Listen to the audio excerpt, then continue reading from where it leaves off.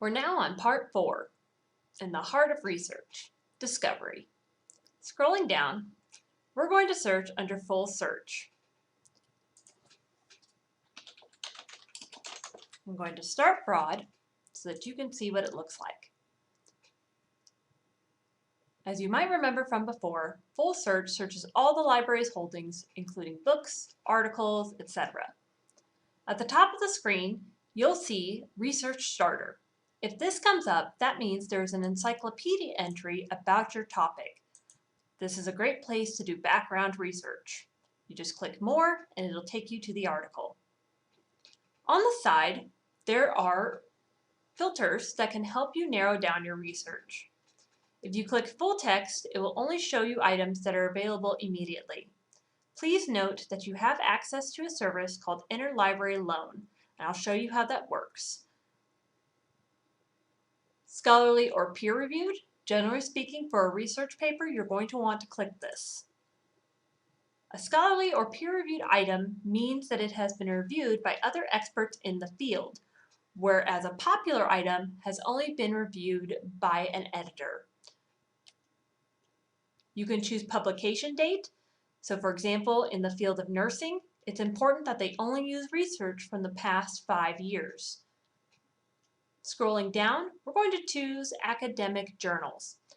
Now, even though all of these are under peer-reviewed items, we're not very interested in things like book reviews or conference materials. We really want the articles.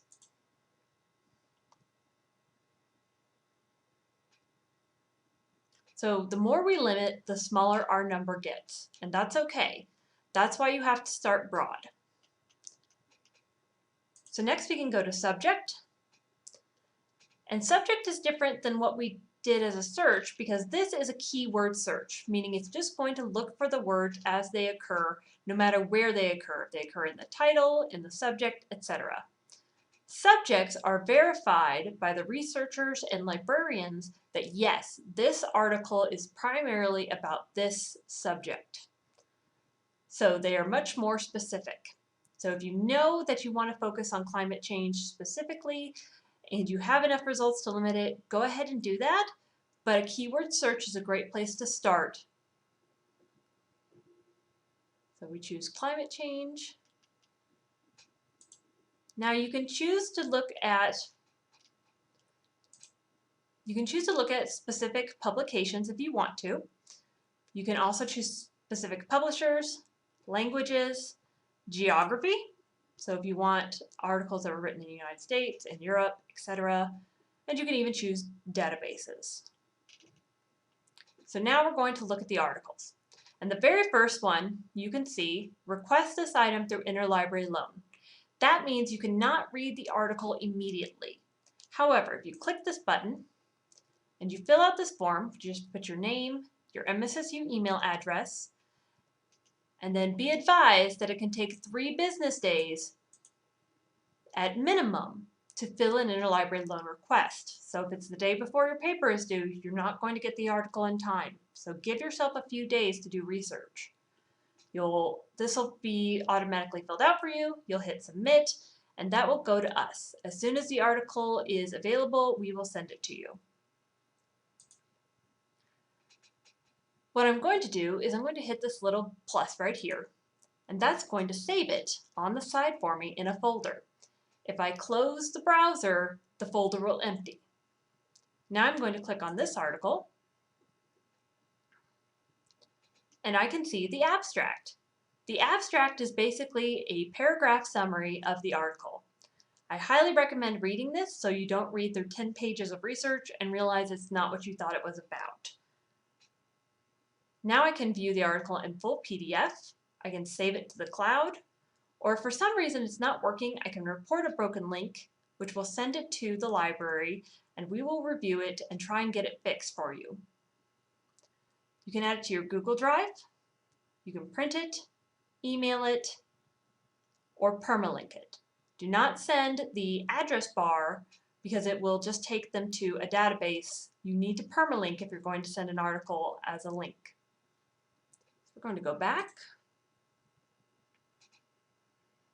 And I'm going to hit the plus again. I can also, if I just want the citation, hit Citer, and I can scroll through and find the citation style I want and copy and paste that.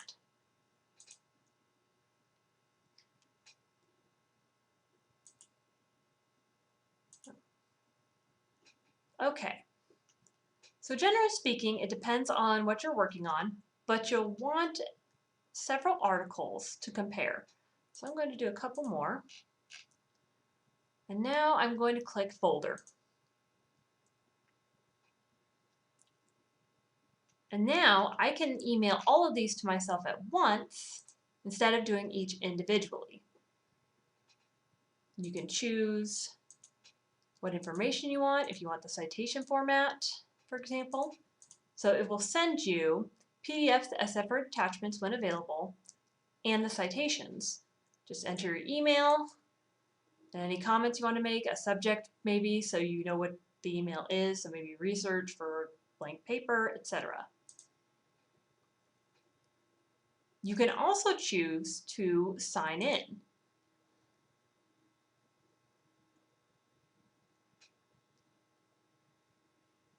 And you have two options when signing in. You can either log in, you can create an EBSCO account and log in that way, or you can continue with a Google account.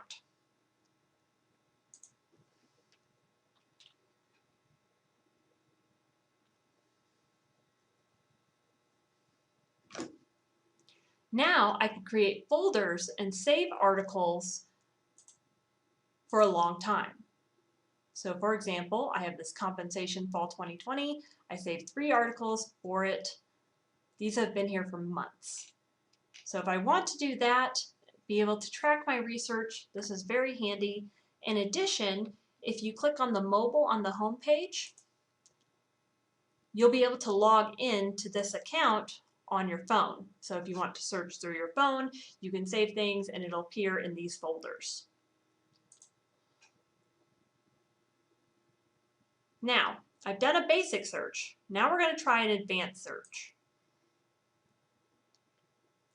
So in advanced search, you have the option to choose if it's a subject, title, author, etc. And then you have these, and, or, and not. And acts as a plus sign, so it will look for this plus whatever I put here, for example. It also gives you popular terms to search, etc. Or we'll search for this or this occurring, and not will search for only this, but not anything that mentions this. Down below, I can choose to do scholarly or peer-reviewed journals. I can choose find on my search term, etc. So now we're going to search.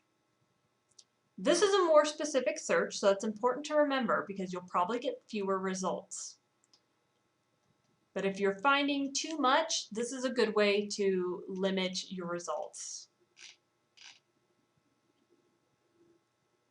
If you have any problems while you're using our discovery service, you can ask a librarian and we'll be happy to help you. You can even include your search history so we can recreate what you did and figure out what went wrong. Have a great day.